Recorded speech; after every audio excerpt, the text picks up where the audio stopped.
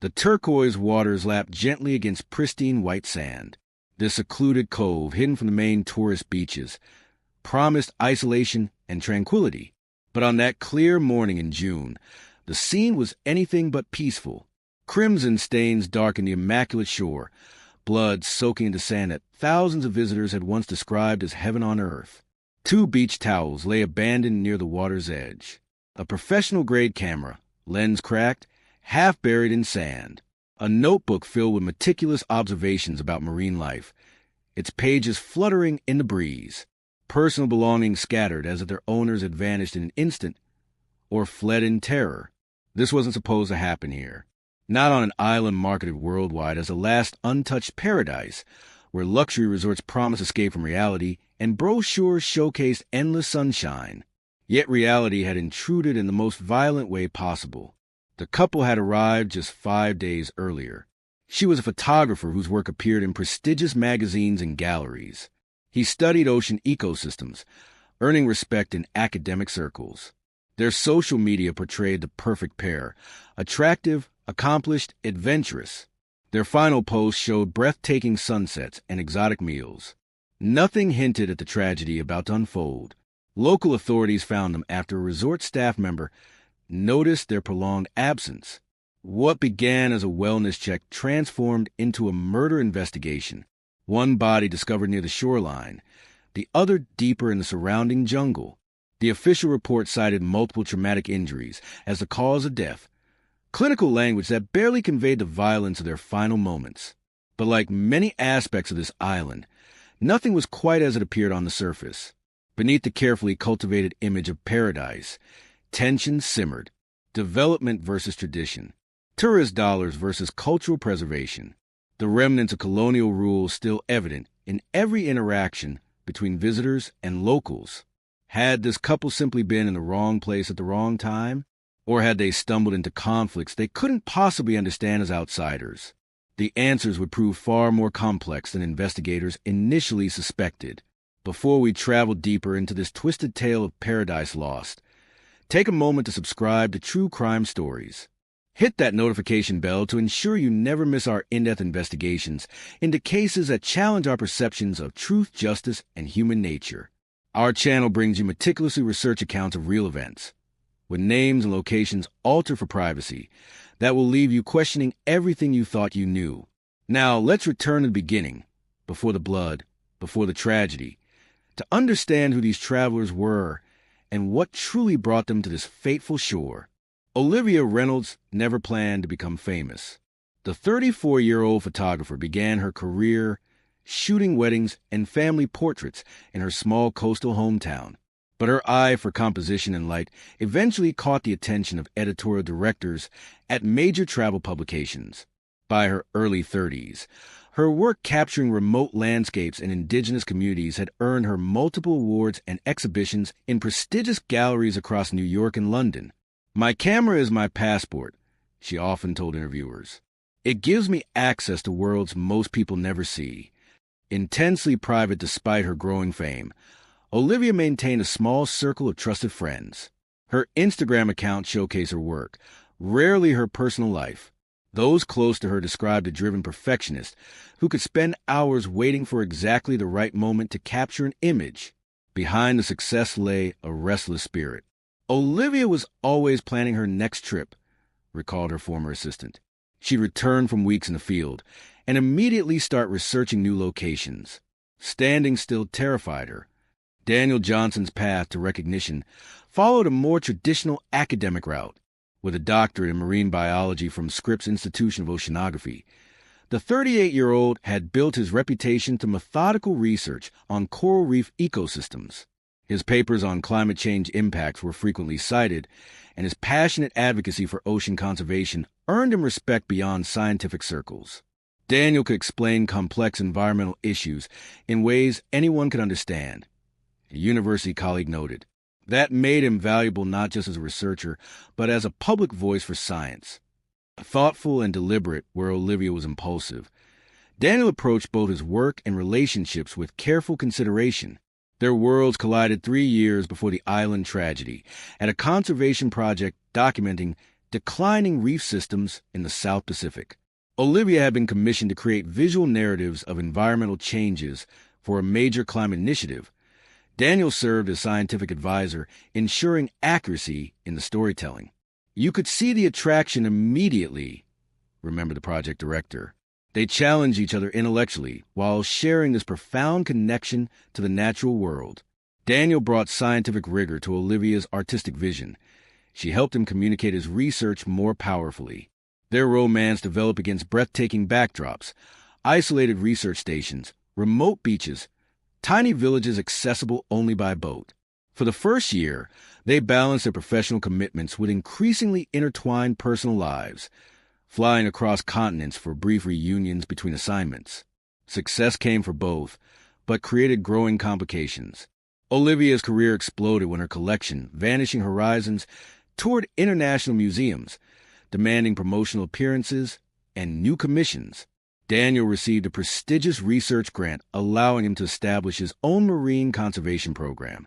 That's when the cracks started showing, said a mutual friend. They were both ascending professionally, but in different orbits. Text messages obtained during the investigation revealed increasing tension. Olivia frequently canceled visits last minute when photographic opportunities arose. Daniel's immersion in research meant he sometimes went days without meaningful communication. Their different approaches to life created friction. Olivia thrived on spontaneity, changing plans when inspiration struck. "I need freedom to follow the light," she wrote in one message. Daniel preferred structure, planning meticulously. "I can't build meaningful research operating in chaos," he responded during one disagreement. The strain manifested in public glimpses captured by observant witnesses. At a fundraising gala 6 months before their final trip, attendees noticed them standing apart, rarely interacting.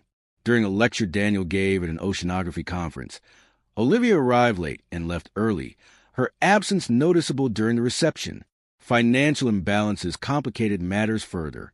Olivia's commercial success had recently outpaced Daniel's academic salary, creating subtle power shifts in their relationship. While he remained committed to university research, she increasingly received lucrative offers from corporate clients for environmental marketing campaigns. Yet despite these tensions, something kept them together, perhaps the intensity they each recognized in the other's devotion to their work, or memories of those early days documenting vulnerable ecosystems side by side. The island vacation was supposed to be a chance to reconnect, to determine whether what had brought them together was strong enough to overcome what was pulling them apart. Instead, it would expose fault lines far deeper than either had acknowledged, with consequences neither could have imagined. Makalea Island doesn't appear on most tourist maps. Nestled in the South Pacific, this volcanic outcrop sits nearly 200 miles from its nearest neighbor, accessible only by twice-weekly flights or private boats. For decades, its isolation preserved it from a mass tourism transforming other tropical destinations, until luxury travel companies discovered its untouched beauty. "We're offering an authentic experience," claimed promotional materials from Horizon Resorts, which opened the island's first 5-star accommodation 8 years ago. Pristine beaches, vibrant coral reefs, and indigenous culture untainted by modern influences. What these brochures neglected to mention was Makalea's complicated history and the tension simmering beneath its tranquil surface. The colonial shadow stretches long across Makalea's present. First claimed by European powers in the 1800s, the island served as a naval refueling station before becoming a plantation outpost. Foreign administrators redrew traditional land boundaries, displaced native communities from coastal areas, and imposed Western legal frameworks that remained after independence in 1972. The foreigners left, but their system stayed, explained Dr. Amar Cato, a historian documenting Pacific Island transitions. Property laws still favor outside investment over ancestral claims. Political structures echo colonial hierarchies. This history became relevant to understanding the environment Olivia and Daniel entered.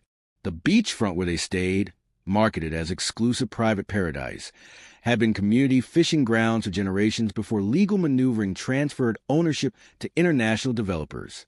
Makalea's modern economy strains between conflicting visions. The tourism ministry promotes expansion, pointing to jobs created and infrastructure improvements. Development brings opportunity, the economic minister stated in a recent interview. We cannot keep our people in poverty to preserve traditions. Yet this growth comes at significant cost. Traditional fishing areas now face restrictions to maintain pristine appearances for visitors. Sacred sites have become photography backdrops. Locals employed by resorts work for wages that, while better than previous options, represent a fraction of what tourists spend daily. The island's physical geography reinforces these disparities. Luxury resorts occupy prime coastlines with strict security perimeters.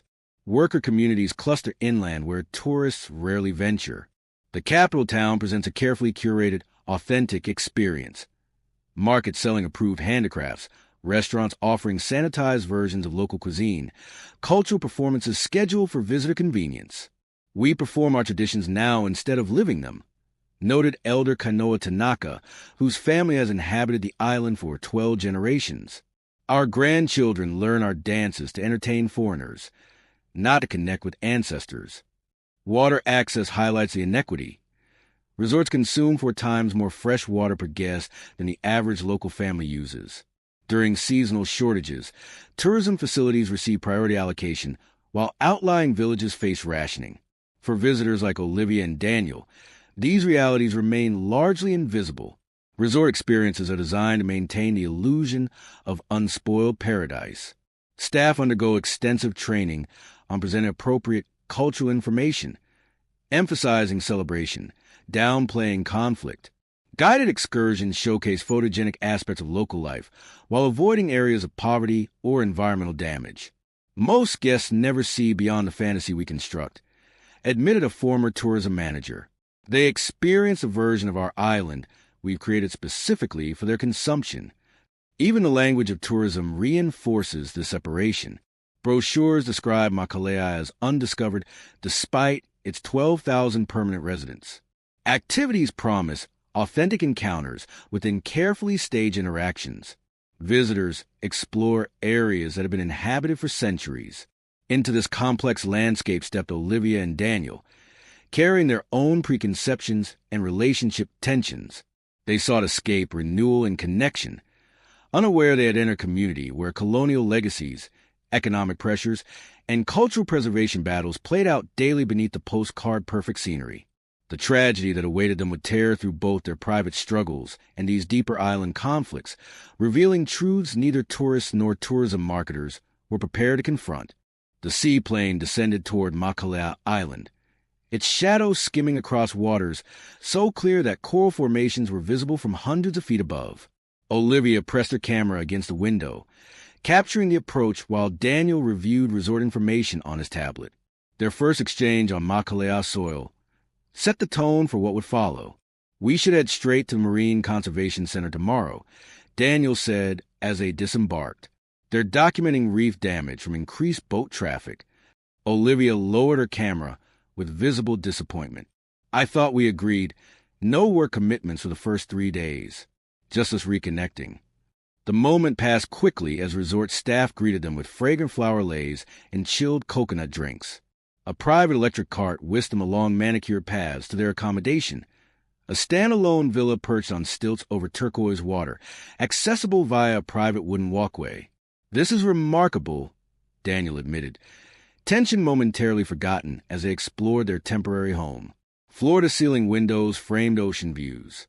The outdoor shower, hidden within a lush garden, offered complete privacy while maintaining the illusion of bathing in nature. A dedicated butler introduced himself, demonstrating how to summon service via a discreet tablet system. The luxury masked subtle differences in how they approached the experience. Olivia immediately explored photography angles, considering how the light changed across different parts of the villa. Daniel methodically unpacked, organizing his belongings precisely before examining the environmental policies detailed in the resort literature. "It says they've eliminated single-use plastics and use solar power," he noted, but nothing about water conservation or local sourcing. Their first dinner at the resort's signature restaurant revealed additional fractures. Olivia engaged enthusiastically with staff, asking personal questions and requesting recommendations beyond the tourist offerings. Daniel remained reserved, his conversation focused on the island's ecosystem rather than its people. "You're interrogating them," he whispered after she asked the server about local politics. "They're working, not here for your next documentary project." "I'm being friendly," she countered. Not everyone sees the world as a research specimen. The server's discomfort went unnoticed by both. Warning signs appeared on their second day. During breakfast, they overheard heated words between management and a local delivery person, conversation shifting from English to the island dialect when they noticed tourist attention. The resort manager quickly approached their table, offering complimentary excursions with practiced smoothness. Later, while photographing near the property boundary, Olivia encountered a local fisherman who gestured emphatically toward the resort before noticing her presence. His friendly transformation seemed rehearsed, too abrupt, too complete. When she mentioned these observations to Daniel that evening, he attributed her concerns to cultural misinterpretation. "Different societies express conflict differently," he explained with academic detachment. "What looks like anger might be normal negotiation here." Their most telling interaction came on their third morning. A resort-arranged cultural experience featured traditional dance performances and craft demonstrations. While Olivia photographed participants, Daniel noticed older community members watching from a distance, their expressions unreadable. "Something feels off about all this," Olivia whispered. "It's commercialized culture," Daniel replied. "That happens everywhere tourism exists." Neither recognized these moments as a prelude to disaster, signs of deeper currents that would soon pull them beyond protective boundaries of tourist experience into dangerous reality. Before we continue this journey into darkness, take a moment to like this video and share your initial theories in the comments. What do you think was happening beneath Makalea's perfect surface?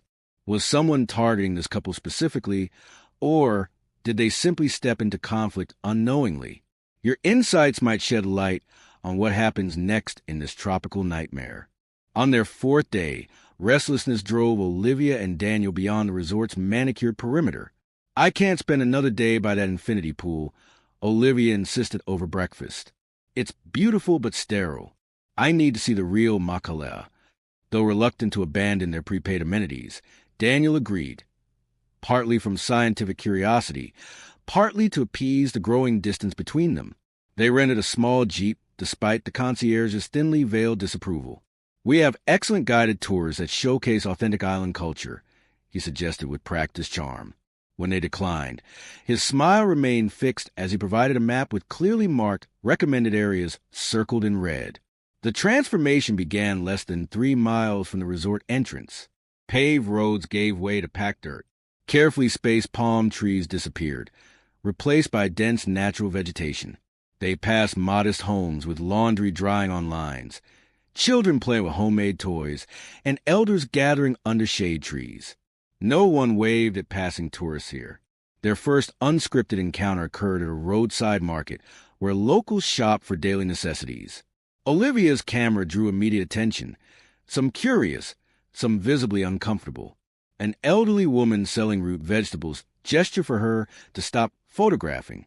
"This isn't a zoo," Daniel murmured. "Maybe ask permission first." Before Olivia could respond, a middle-aged man approached them. "American tourists?" he asked in accented English. Introducing himself as Tama, he explained he had worked at various resorts before opening his own small tour business. His perspective offered their first glimpse into Makalea's complexities. "Those big resorts," he said, pointing toward the distant coastline. "They tell visitors they bring prosperity. What they don't say is whose prosperity." He described how traditional fishing grounds had been restricted to create exclusive experiences for guests, and how groundwater diversion for resort landscaping affected farming communities. Daniel engaged analytically, asking about environmental impacts and economic trade-offs. Olivia focused on human stories, questioning how families adapted. Their different approaches highlighted their contrasting worldviews. Later that afternoon, they met Nadia, a university-educated entrepreneur who had returned to Makalea to launch an ecotourism initiative. Her modern office in the island's small commercial district displayed certificates from sustainability organizations alongside family photos. "We need development," she argued passionately, "but development that honors our heritage and environment. She showed them plans for smaller, community-owned accommodations integrated with local life rather than walled away from it. Tourists say they want authentic experiences, but most really want authentic-looking experiences with Western comforts. The conversation shifted when she recognized Olivia's name. The photographer? Your work on indigenous communities is well known here. This recognition visibly pleased Olivia, while making Daniel unexpectedly tense. Their final encounter that day proved most consequential. Following Nadia's directions to a viewpoint overlooking the island's eastern shore, they discovered a small protest gathering. Approximately 20 locals held hand-painted signs, opposing a new development. Another luxury resort plan for land containing ancestral burial sites. The protest leader, Kaleo, welcomed them cautiously. A former government official who now advocated for cultural preservation, he explained the conflict in measured terms. This isn't about opposing progress. It's about who decides what progress means. When he learned of Olivia's photography credentials, his interest sharpened. Perhaps you could document the situation, show what's actually happening beyond the tourism brochures. Daniel immediately sensed danger. We're here on vacation, he interjected firmly, not as activists or journalists. But Olivia had already begun framing shots, her professional instincts activated. Images create awareness, she countered. What's wrong with people seeing truth? Their drive back to the resort crackled with tension. You can't just parachute into complex local issues, Daniel argued.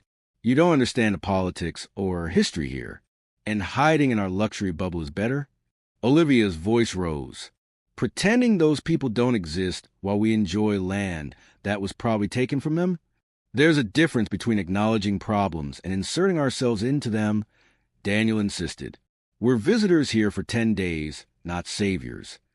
That night, while Daniel slept, Olivia edited photos from the protest site and composed emails to journalist contacts.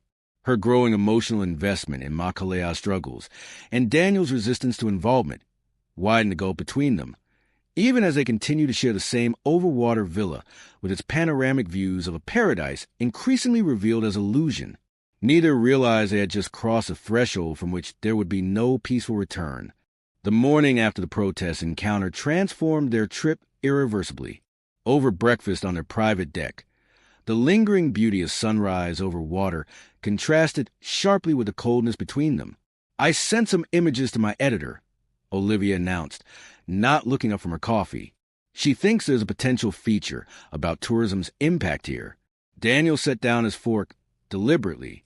So you've turned our reconnection vacation into a work assignment without discussing it with me first.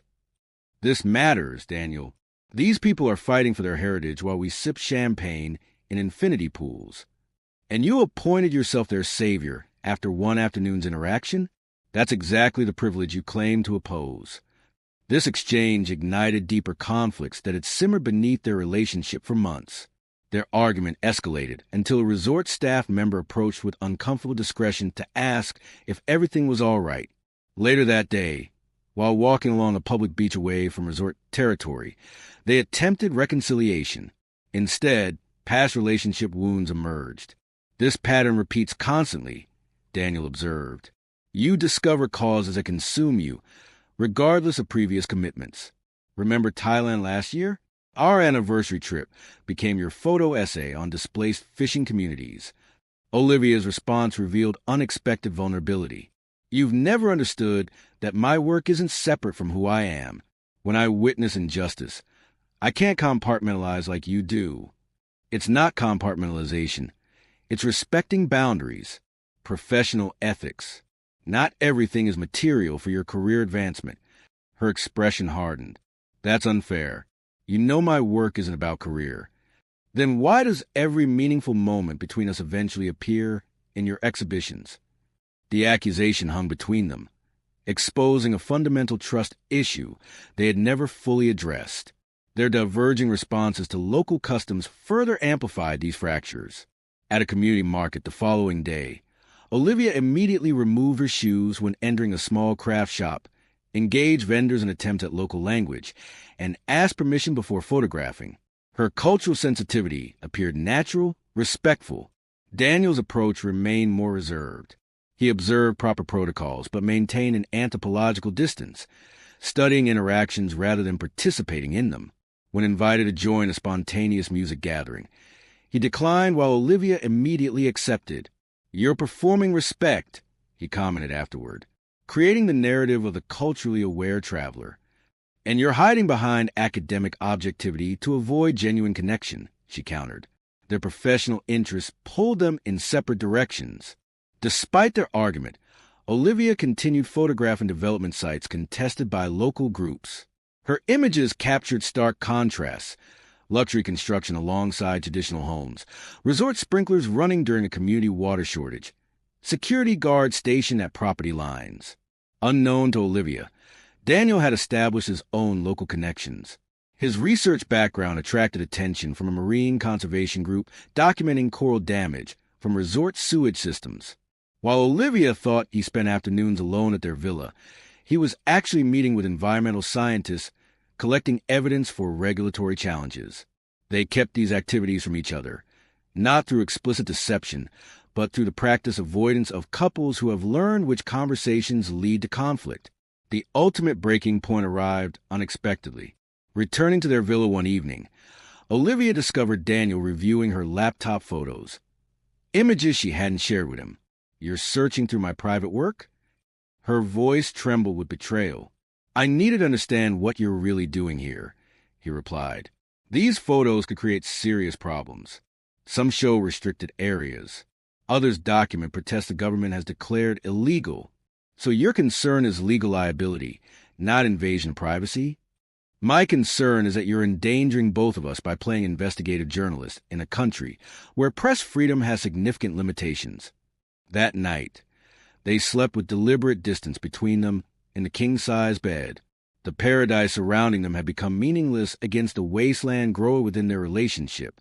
7 days into their increasingly strained vacation, Olivia and Daniel faced a critical choice: continue their separate activities or attempt to salvage something from their trip. The resort manager, sensing their tension, made a seemingly innocent suggestion over breakfast. "Many couples find Kalani Cove quite restorative," he offered. "It's off the regular tourist path, completely private. Ancient legends say the waters there have healing properties." He marked the location on their map with a discreet X. Perhaps a day away from everything might help. They exchanged glances, a wordless negotiation ending in reluctant agreement. This cove represented their final attempt at reconciliation, neutral territory away from both resort artifice and village politics. One day, Daniel said after the manager left, "Just us. No cameras, no research, no outside world." Olivia nodded, though her fingers instinctively checked her camera bag. A reset. They departed early the next morning in their rented Jeep. The route took them first along familiar roads past the main village, then onto progressively less maintained paths. The landscape transformed as they traveled, resort-adjacent areas with their carefully managed vegetation giving way to authentic island ecosystems. 3 hours into their journey, they left the vehicle at a small clearing and continued on foot. A narrow trail wound through dense vegetation, occasionally offering glimpses of the ocean below. The humidity intensified as they hiked in silence, each lost in private thoughts about what this day might mean for their future.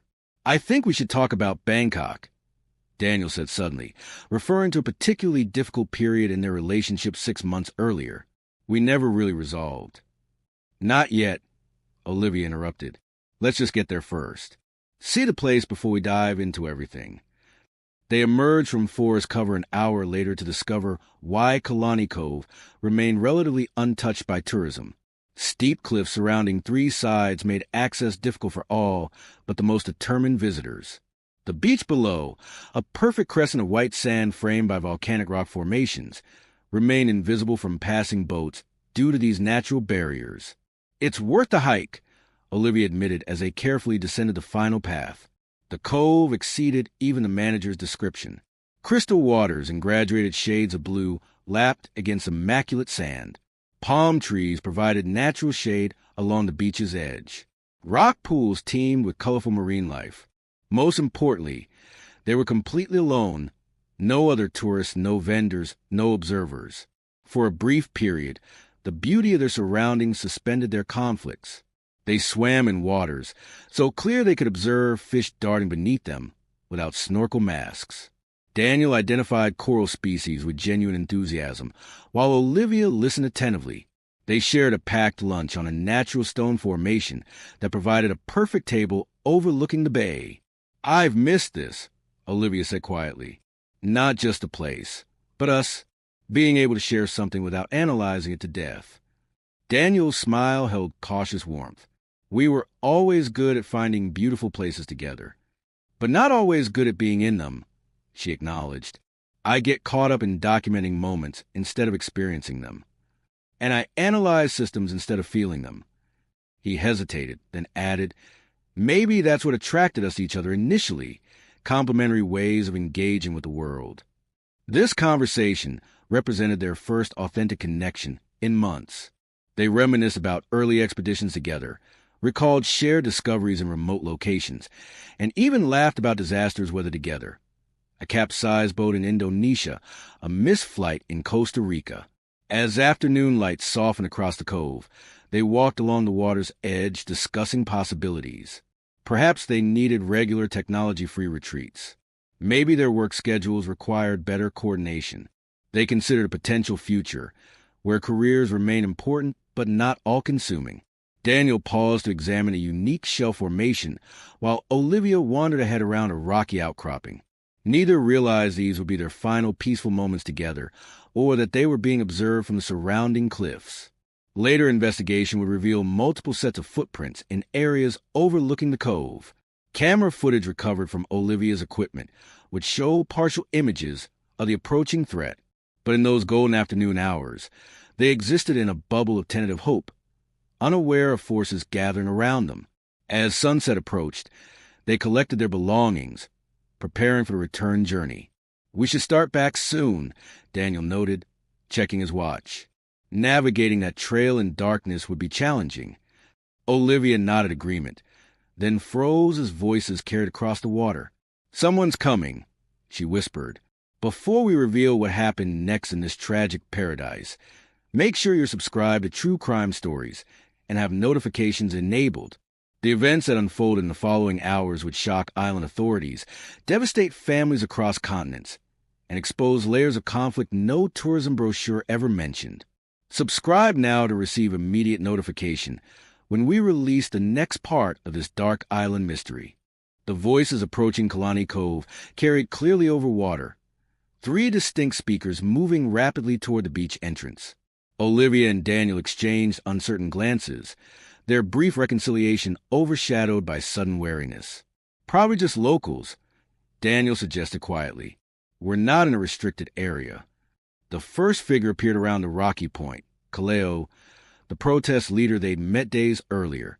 His expression shifted from surprise to recognition. "The photographers. I didn't expect to find anyone here." 2 younger men followed behind him, their stance immediately defensive upon seeing foreigners. What happened next became the subject of conflicting testimonies, with each witness recounting a different version of events. According to the statement Daniel provided from his hospital bed 3 days later, they confronted us about trespassing on sacred land. Kaleo seemed reasonable at first, explaining the cove had traditional significance not mentioned in tourist guides. But the younger men became increasingly agitated, especially when they saw Olivia's camera. They demanded to check if she had photographed certain cliff markings that apparently held cultural importance. When she refused a hand over her equipment, the situation escalated. Kaleo's account, given during initial police questioning, presented an alternative perspective. "We approached peacefully to inform them they had entered a protected heritage site. The male tourists became immediately hostile, accusing us of harassment and threatening to contact authorities. The woman appeared more understanding, until one of my colleagues noticed her camera contained images of our protest sites and sensitive island locations. When questioned about her purpose, she became evasive. No one intended violence. We merely sought to protect our cultural property." The third version came from Tama, the local tour guide, who later claimed to have observed the encounter from a distance. Neither side tells a complete truth. The foreigners were not innocent tourists, and the islanders were not simply protecting heritage. There were economic interests involved. The cove represents a projected centerpiece of a new development. Both parties carried information dangerous to powerful people. Regardless of which account approached truth, the outcome proved undisputed. A verbal confrontation escalated to physical struggle. Blood stained pristine sand. Bodies fell. By sunset, Paradise had transformed into a crime scene. Resort staff reported the couple missing when they failed to return their vehicle by the agreed time. Standard protocol for overdue tourists initially triggered only minimal concern. Guests frequently extended excursions without proper notification. By midnight, however, the empty Jeep discovered at the trail and trance prompted more serious response. The remote location complicated emergency efforts significantly. Makalea Island maintained only one small hospital with limited trauma capabilities. The police force consisted of 20 officers serving the entire island with minimal forensic training. The nearest major medical center required air evacuation to another island over 200 miles away. First responders reached Kalani Cove shortly after dawn. What they discovered defied immediate explanation. Blood evidence indicated multiple injury sites across the beach and extending into surrounding vegetation. Personal belongings lay scattered, some in water, others buried in apparent haste, most puzzling to investigators. Clear signs that someone had attempted to clean certain areas of the scene. The initial emergency call reported foreign tourists attacked by locals, reflecting automatic assumptions about perpetrators and victims. Reality proved far more complex. When medical teams finally located all parties involved, their injuries told contradictory stories. Daniel suffered multiple contusions and a severe concussion, but remained conscious. Olivia sustained more serious trauma, requiring immediate evacuation to the mainland hospital. One local man was found unconscious from head injuries consistent with a fall against rock formations. Kaleo had disappeared entirely, his whereabouts unknown for crucial early investigation hours. Most confounding to authorities, the discovery of fourth blood type at the scene matching no known participant, suggesting either an unidentified victim or perpetrator. Island police, ill-equipped for major crime investigation, immediately requested assistance from mainland authorities. Their initial report highlighted key uncertainties: unable to determine primary aggressor, multiple possible scenarios, crime scene compromised by tide and wildlife, witness accounts fundamentally contradictory. As news reached the resort community, guests were instructed to remain on property grounds. Staff received strict instructions about information sharing. The island's fragile reputation as a safe paradise hung in precarious balance, while investigators attempted to untangle what truly happened on that isolated beach. The investigation into Kalani Cove incident immediately revealed Makalea's infrastructure limitations. The island's small police force, primarily trained for tourist safety and minor disputes, found themselves managing a complex violent crime with international implications. "We have one qualified detective," admitted Police Chief Nalu in a confidential report to government officials. No forensic laboratory, minimal evidence processing capabilities, and communication systems that failed during storms. These deficiencies became painfully apparent when tropical rains washed away footprint evidence before proper documentation could occur. The Investigation Command Center, a repurposed community building with inconsistent electricity, stood in stark contrast to the high-tech crime labs portrayed in media. Officers collected evidence in repurposed food containers when proper kits ran out. DNA samples required transport to the mainland, causing critical delays. Despite these challenges, local authorities pursued their investigation with determined professionalism. They secured the perimeter, cataloged evidence, and conducted initial interviews. But limitations constantly undermined their efforts. Photography equipment malfunctioned in humidity. Evidence degraded rapidly in tropical conditions. The single ambulance service became unavailable for other emergencies during critical transport periods. Witness testimonies created additional layers of complexity. Resort staff provided conflicting accounts of Olivia and Daniel's behavior before the incident. Some described increasing tension between them, while others recalled them planning reconciliation. The restaurant manager mentioned overhearing an argument about dangerous photography, but couldn't recall specific details. Village residents near the cove reported unusual activity in days preceding the incident. Unfamiliar vehicles, conversations in foreign languages, unexplained nighttime movements. However, when pressed for descriptions, accounts diverged significantly. Everyone saw something different, noted the lead investigator in his case files. Or perhaps they saw the same things but interpreted them through different perspectives. Most problematic were the statements from those directly involved. Daniel's recollection showed significant gaps, common with concussion injuries but frustrating for investigators. His narrative changed subtly with each interview, particularly regarding who initiated physical contact. Olivia, still under medical sedation on the mainland, remained unavailable for questioning during critical early stages. When Kaleo finally emerged and submitted to questioning, his statement introduced entirely new elements. Claims of government surveillance at protest sites, allegations of foreign investors visiting the cove secretly, and suggestions that Olivia and Daniel might have connections to development interests. Each assertion required verification, stretching limited police resources further. Within 48 hours, international complications transformed the case entirely. Both victims' home countries deployed diplomatic representatives to Makalea. Their presence brought resources, but also pressure. Embassy officials demanded daily briefings, questioned investigation methods, and suggested transferring case management to foreign agencies. The subtle implication was clear, wrote Chief Nalu. They believed we were incompetent to handle cases involving their citizens. Corporate interests complicated matters further.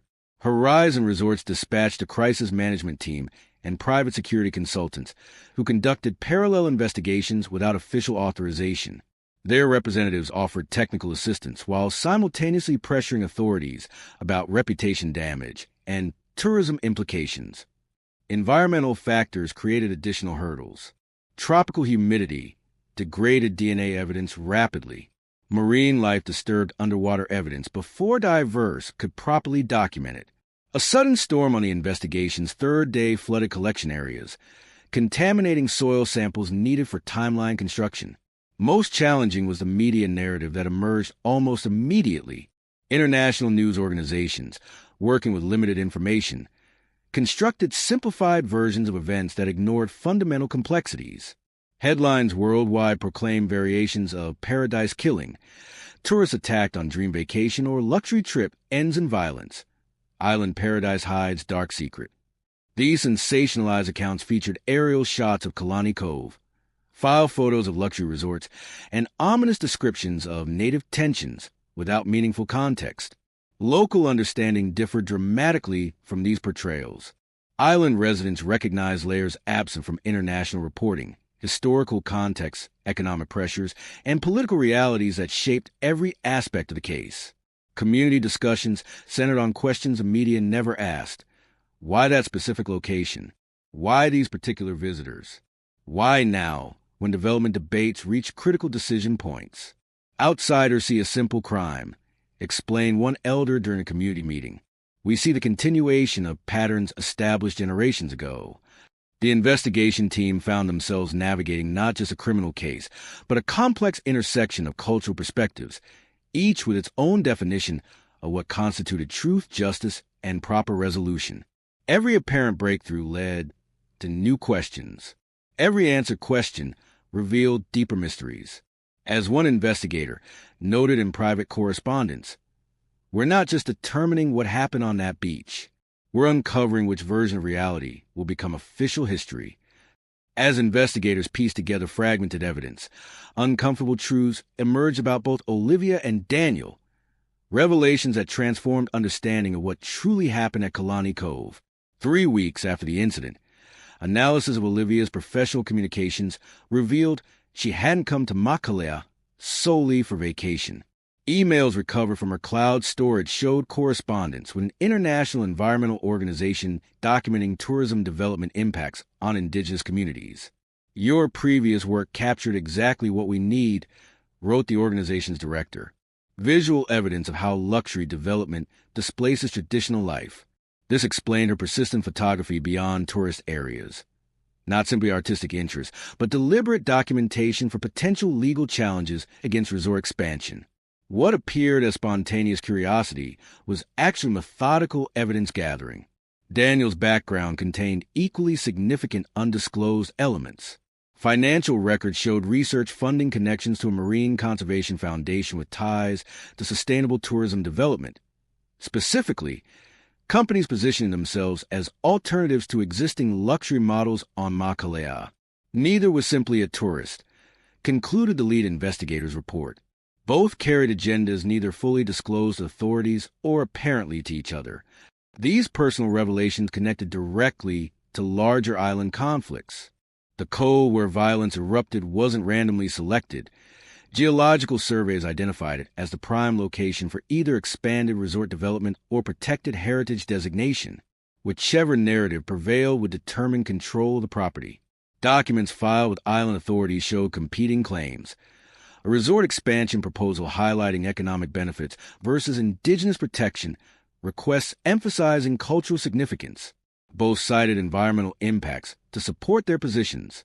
Both sought outside validation from exactly the kind of experts Olivia and Daniel represented. They became unwitting pawns in a conflict that predated their arrival, noted one analysis. Their presence at precisely that location, at that specific moment in development discussions, suggests their involvement wasn't entirely coincidental. Questions about perception and privilege permeated every aspect of the case. Resort management perceived the incident as random violence threatening tourism. Village elders viewed it as an inevitable collision between exploitation and resistance. Government officials saw diplomatic complications. Each perspective shaped not just interpretation of events, but determination of appropriate response. The couple's own privilege influenced how they engaged with island realities. Their professional credentials granted access beyond normal tourist boundaries. Their Western expectations about information freedom collided with local communication traditions. Their assumption of safety in isolated areas reflected unfamiliarity with tensions their presence exacerbated. Despite extensive investigation, critical aspects remain unresolved. The fourth blood type found at the scene was never identified. A camera containing crucial photographs disappeared from evidence storage. Kaleo's sporadic testimony contained unexplained discrepancies about timing.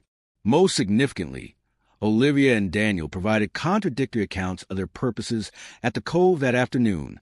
The official case conclusion satisfied no one completely. Criminal charges were filed but reflected compromise rather than clear determination of responsibility. Financial settlements occurred privately. Resort security protocols changed. Development plans continued with modified boundaries. The island's complex struggles continued beneath reconstructed paradise.